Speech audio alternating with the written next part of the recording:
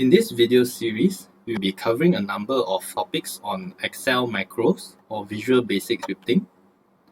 We'll be looking at Hello World and basics.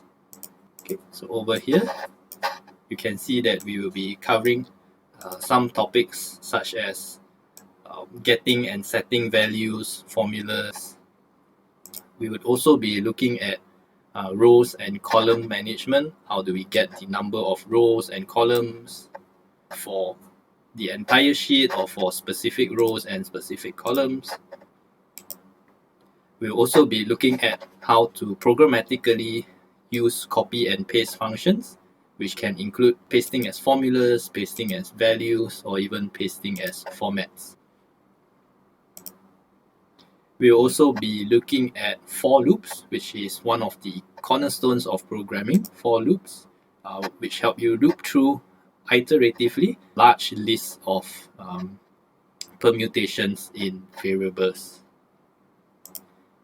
Another cornerstone of programming, the if-else conditions. Over here, it's applied to a simple example of finding outliers.